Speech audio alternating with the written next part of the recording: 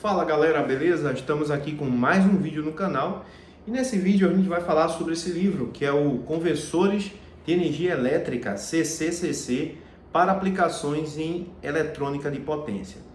É um dos livros que, na minha opinião, seria um dos melhores que trata sobre o assunto de conversores Buck e conversores Buster. É um livro sensacional, já li esse livro todo, pessoal, de forma de estudo. É claro que é um livro fino, certo? E você não consegue ler em uma semana. Por quê? Porque se você ler só por ler, você vai conseguir ler bem rápido, né? Só que quando você começa a ler e estudar o que você está lendo, aí demora bem mais, né? A conclusão do livro, né? O estudo que você está fazendo sobre aquele livro ali, certo? É um livro que pode ser usado para estudo, para consulta e tudo mais. É um livro, como já falei aqui para vocês, fino em relação a outros livros que eu já trouxe aqui nesse canal. Porém, é um livro bem objetivo e trata muito bem o assunto de conversores Buck, conversores Buster e conversores Buck-Buster. Ok, pessoal? Antes de eu falar sobre esse livro aqui, eu vou falar sobre esse aqui. Na verdade, não vou falar sobre esse aqui. Esse aqui eu vou fazer um outro vídeo falando sobre ele, certo? Esse aqui é o Eletrônica de Potência. Nesse livro aqui, pessoal, a gente tem mais exemplo de outros tipos de conversores. Ele aborda a eletrônica de potência, né? Esse assunto de eletrônica de potência de uma forma mais ampla, ok? Só que ele é bem objetivo também nas explicações e tudo mais, porém ele tem uma explicação mais ampla sobre o assunto, né? Nesse caso aqui, esse livro ele se resume a 4 capítulos que a gente vai falar aqui nesse vídeo, né? Mas antes de eu falar, deixa o like aí, se inscreve no canal, deixa teu comentário, né? E se não for inscrito nesse canal, se inscreva para não perder nenhum vídeo que a gente está postando por aqui, certo? Para quem já me conhece do outro canal, né, do nosso canal de reparos em placas de smartphone, o canal GS Cell, e às vezes fica me vendo aqui nesse outro canal, fica meio que perdido, né? Mas é o seguinte, eu gosto bastante de eletrônica, certo? E eu uso o meu conhecimento em eletrônica para trabalhar com placas de smartphone, certo? Tem outros técnicos de eletrônica que usam o seu conhecimento para trabalhar na área automotiva, outros usam para trabalhar na área de equipamentos hospitalares, né, que exige aí conhecimento também da parte eletrônica. Tem outras pessoas que trabalham na área de televisão, né, televisores e de áudio. E vai depender muito de cada técnico de eletrônica, qual a área que ele se conecta, né, que ele tem essa conexão e que ele acha rentável para ele, né, e produtiva. Então, no meu caso aqui, eu trabalho na área de smartphone, pessoal, por isso que eu tenho um outro canal onde eu mostro reparo e tudo mais, eu falo sobre ferramentas de smartphone, eu dou aulas acerca de circuitos de placas de smartphone, porém, nesse canal a gente fala sobre a eletrônica geral, beleza? Então, se você veio do outro canal para cá e fica meio que perdido, pô, o que tem a ver isso aí com uma placa de smartphone, isso, aquilo, outro, apesar que tem muito a ver, certo? Mas não é um assunto bem específico para a placa de smartphone que a gente aborda aqui nesse canal não, beleza, galera? Deixar claro aí para vocês. Vamos lá. Esse livro aqui ele é basicamente dividido em 4 partes, né? Na verdade ele tem 4 capítulos. O primeiro capítulo ele introduz o assunto sobre conversores CCCC, que são os conversores DC-DC. E aí no capítulo número 2 ele aborda o tema, né, de conversores Buck. Então ele mostra como é que você consegue projetar um conversor Buck, o que você deve saber de forma matemática para que você consiga entender qual a tensão média que está saindo ali daquele conversor, como você projetar um circuito baseado em cálculos matemáticos para você saber quais são os componentes, né, e as propriedades desses componentes que você vai colocar no circuito, a frequência da comutação do circuito integrado que vai fazer o chaveamento desse circuito, né, porque os conversores do tipo DC-DC é praticamente uma fonte chaveada. E isso a gente encontra muito em vários tipos de equipamentos eletrônicos, né? Inclusive em placas de smartphone, em placas de notebook, em placas de videogame, né? Em diversos tipos de placas aí, não só na parte computacional, mas também naquela eletrônica mais raiz, naquela eletrônica, enfim, né? Diversos tipos de placas eletrônicas utilizam esses tipos de conversores buck, conversores buster, conversores buck-buster e tudo mais. Então, esse livro ele explica basicamente isso. No capítulo número 2, ele aborda exatamente essa parte de conversores do tipo buck. No capítulo número 3, ele aborda, né, os conversores do tipo buster. E no último capítulo, os conversores buck-buster. Então, vou dar um exemplo aqui para vocês mais ou menos, né?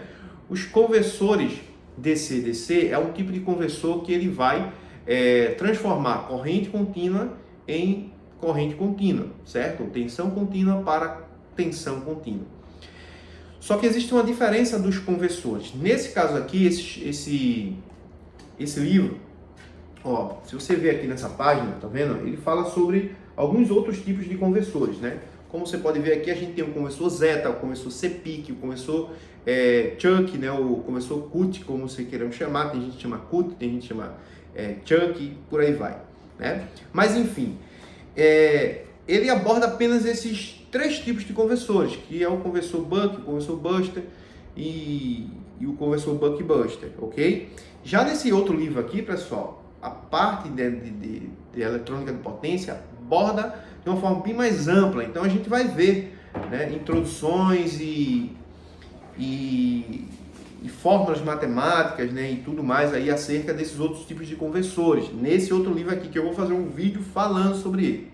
Nesse caso aqui, a gente tem esse livro que é bem específico sobre esse tema, certo? Então, vou folhear ele aqui um pouco para vocês. Não vou abordar o sumário do livro, porque basicamente eu já li esse livro aqui, então, como é um livro que é dividido em 4 partes, eu não preciso estar lendo o sumário aqui para você, porque o sumário é basicamente o que eu vou falar aqui. Por exemplo, no capítulo número 1, né, eu vou falar do sumário, só para você ver.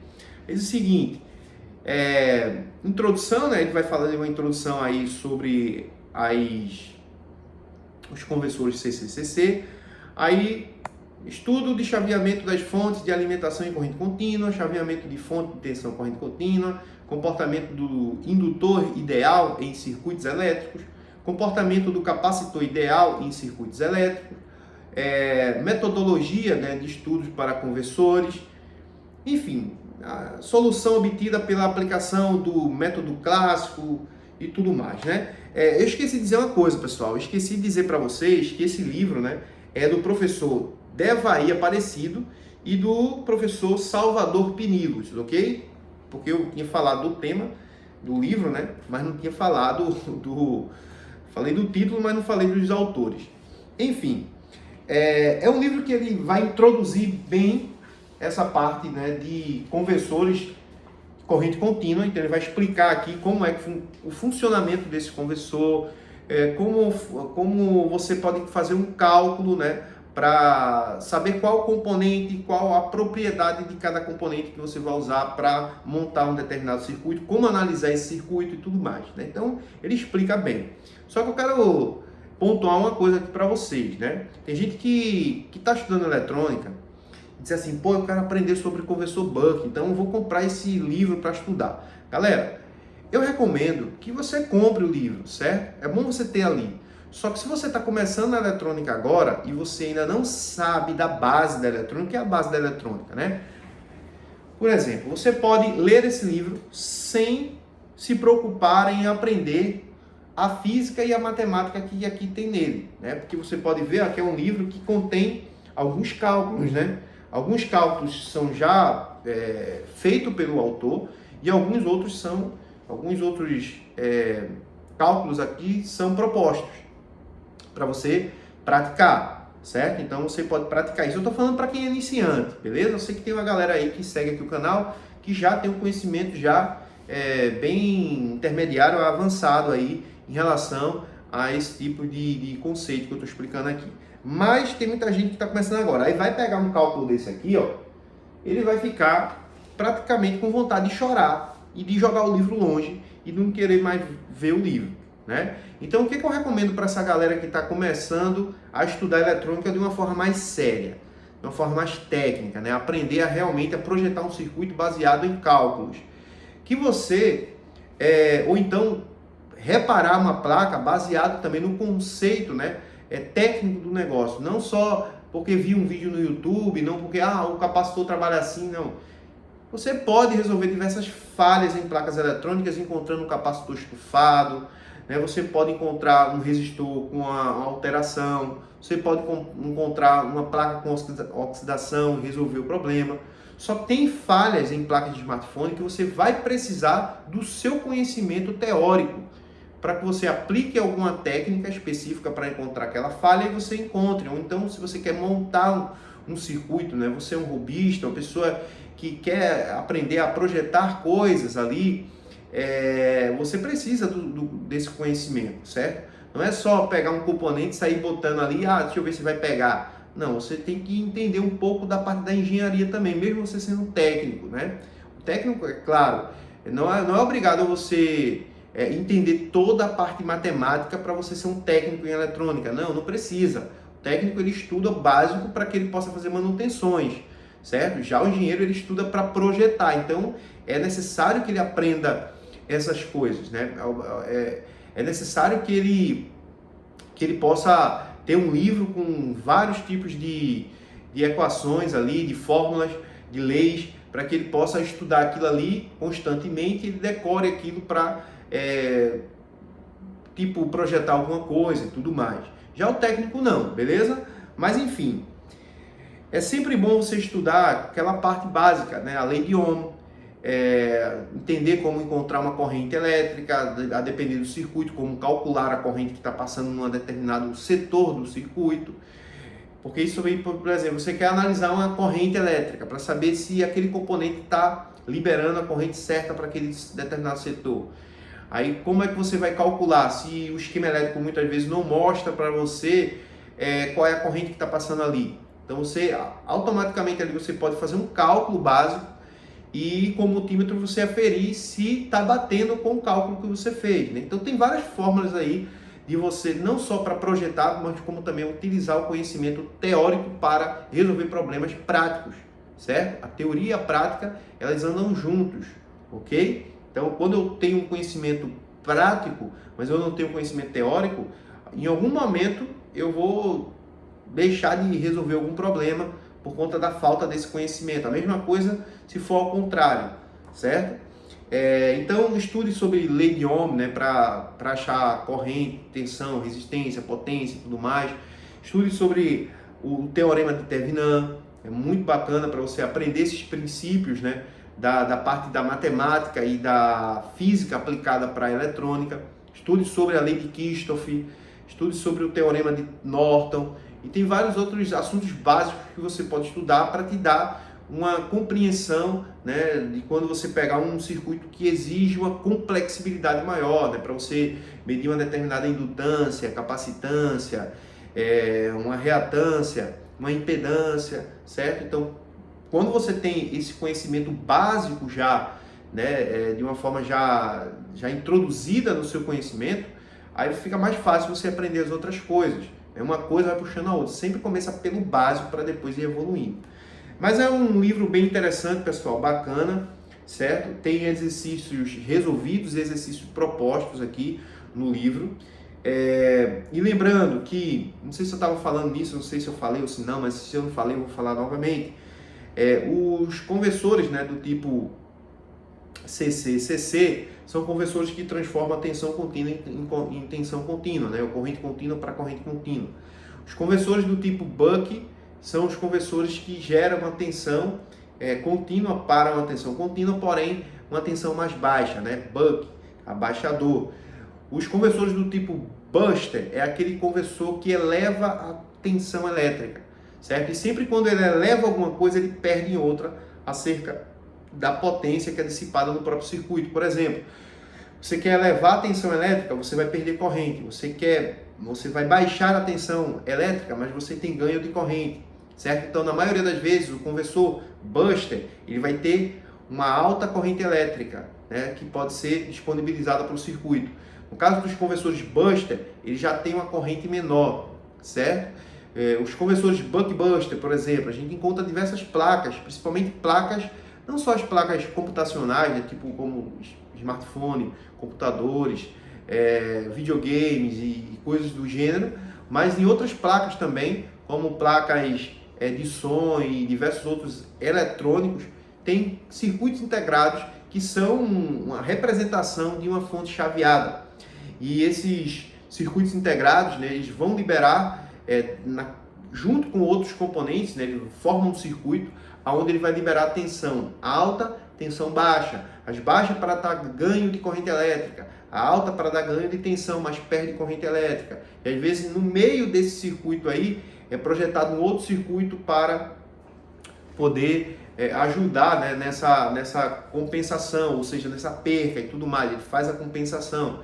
Então, eletrônica, galera, é algo que no início você acha complexo, mas você vai estudando, você vai tirando as dúvidas, você vai aprendendo muitas coisas que vão ser conhecimento para a vida toda. Tem gente que acha que a área da eletrônica está acabando, mas não está acabando nada, galera. Nem nada que está acabando, não. O que está acabando são os técnicos que não levam o negócio a sério, pessoas que estão... o tempo está passando e ele não está se especializando. A eletrônica é algo que ela evolui constantemente. Então, muitas vezes você vai, por exemplo, a gente diz assim, a eletrônica está ficando pequena, as placas estão ficando... tem um termo aí que a galera usa, né, que é descartável e tudo mais. Mas, na verdade, não é descartável. É que tem placas que tem que ser pequenas. Por exemplo, o smartphone. Imagina um smartphone com uma placa de um amplificador desse tamanho, para você estar andando com o celular segurando aqui. Então, a eletrônica entendeu que para certos tipos de dispositivo, a placa teria que ser menor. Tanto é que as fontes lineares deixaram, né, abriram espaço para as fontes chaveadas por conta disso. Então, a placa de smartphone, por exemplo, a gente tem diversas fontes chaveadas lá, só que são um 6zinho com um indutor, com um capacitorzinho, né, que forma esse determinado circuito. Então, é lindo ver que a eletrônica, né, baseada na tecnologia, no avanço da tecnologia, ela encontrou meios de fazer placas menores e placas confiáveis com um circuito, né, bem aprimorado. Então, a gente vê muito disso. Então, esse negócio, a eletrônica vai acabar, a técnica de eletrônica vai nada, cara. Tem placas que continuam grandes, certo? Porque, a depender do eletrônico, vai se manter uma placa grande. Não tem como fazer uma placa pequenininha para uma determinada coisa, certo? E se fazer, melhor ainda, porque a gente que trabalha com eletrônica, quanto menos espaço a gente puder tá armazenando esses dispositivos, melhor ainda. Imagina na época que a galera trabalhava com DVD, com TV, com som, com isso, aquilo, outro. Velho, eu já conheci técnico de eletrônica das antigas que o cara não tinha nem onde trabalhar, porque era um monte de TV, ocupava todo o espaço. Por exemplo, eu tenho aqui um monte de celular, tá tudo ali, ó, nas gavetinhas, separado, tá entendendo? Então imagina a quantidade de celular que eu tenho aqui para fazer reparo, se fosse TV, ia ser um montão aqui, não ia dar para nada. Então, graças a Deus que a eletrônica pôde proporcionar isso para a galera que quer trabalhar, e não veja a área da eletrônica como sendo uma área que está para acabar. Ao contrário, a área da eletrônica nunca teve tão, digamos assim, em ascensão, né, como hoje. Hoje em dia, tudo que você olha, cara, tem eletrônica. Se você olha para ali, para o meu ar-condicionado, tem eletrônica. Ah, mas o cara quer trocar a placa, fica mais viável o cara trocar a placa. Se quiser trocar, troque, filho. Procura um eletrônico para você trabalhar que seja mais viável, que a galera não gosta de trocar placa. Por exemplo, smartphone aqui, ó. Tá aqui a placa do smartphone. O cliente derrubou essa placa na água.